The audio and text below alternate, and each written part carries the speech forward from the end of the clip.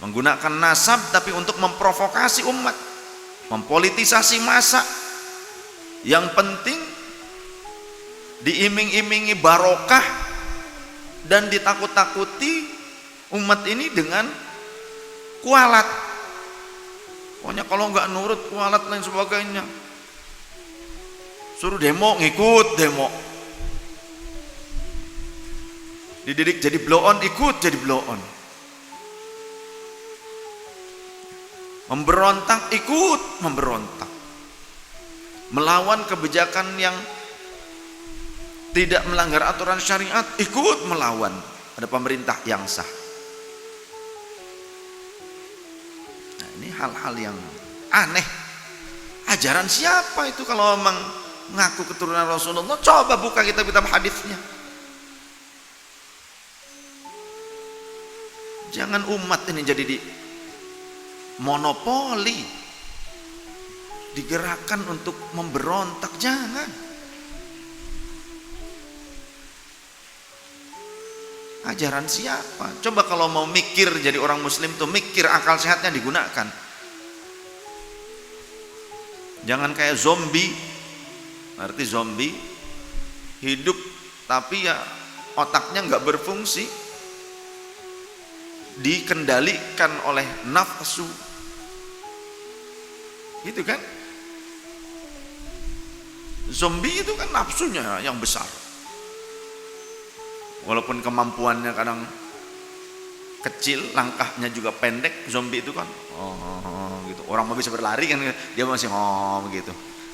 Otaknya kan gak jalan, bukan ulul albab.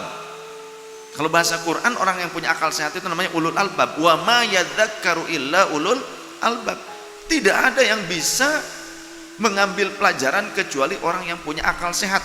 Dan akal ini merupakan salah satu anugerah terbesar, anugerah teragung, salah satu anugerah teragung. Makanya kita juga memahami syariat itu bukan hanya secara iman saja, tapi juga akal sehat kita harus digunakan supaya paham.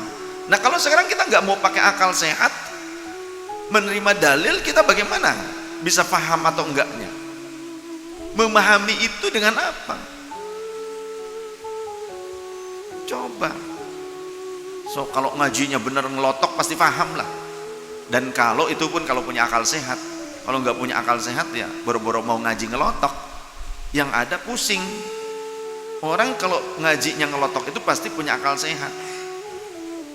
Dan kalau orang punya akal sehat mau ngajinya ngelotok gitu. Tapi kalau akalnya itu kurang sehat, baru dibebani dengan pemikiran sedikit saja sudah udah males ngajinya.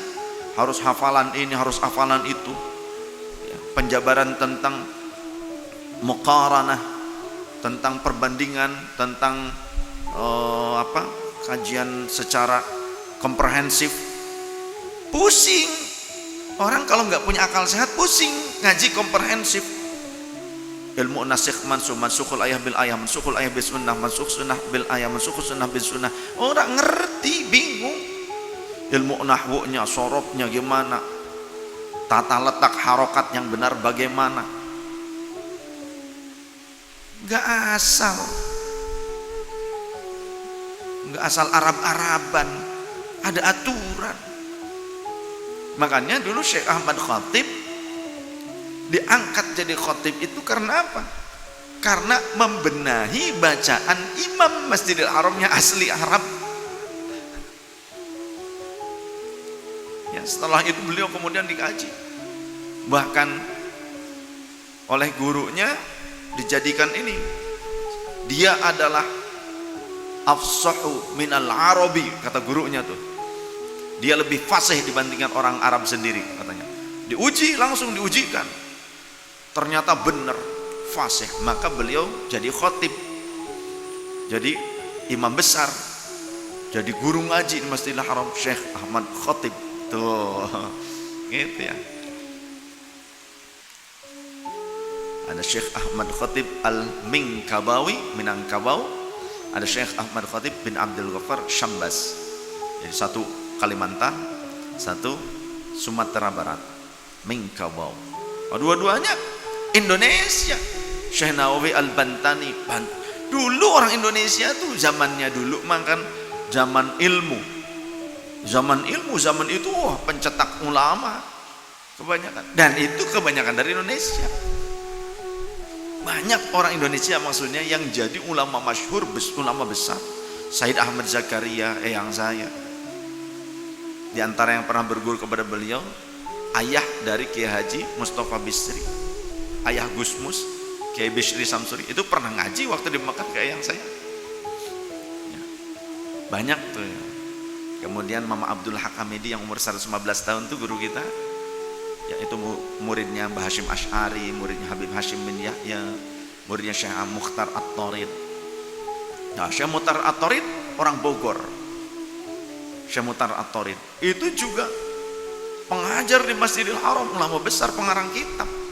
Itu teman seperjuangannya eyang saya, seseliting lah dengan eyang Syekh Mukhtar At-Tarid. Makanya muridnya dikirim dari sana, dari Mekah ke Indonesia, yaitu Mama Abdul Haq Hamidi. Tapi di 2 tahun terakhir masa sisa umurnya eyang saya,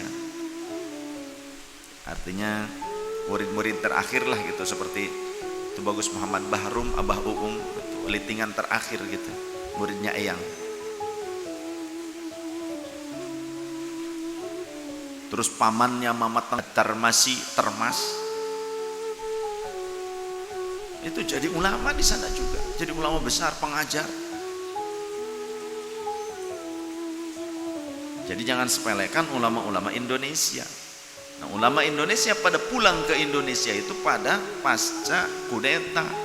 Eyang saya sendiri pasca di sana terjadi kudeta dan kekuasaan diambil alih oleh Wahabi, maka ulama-ulama Ahlus Sunnah banyak yang meninggalkan Hijaz. Eyang saya yang jadi pengajar salah satu mufti Syafi'iyah di Masjidil Haram, bukan cuma Syafi'iyah saja sebetulnya, beliau menguasai 4 madhab, tapi yang dipakainya Syafi'iyah.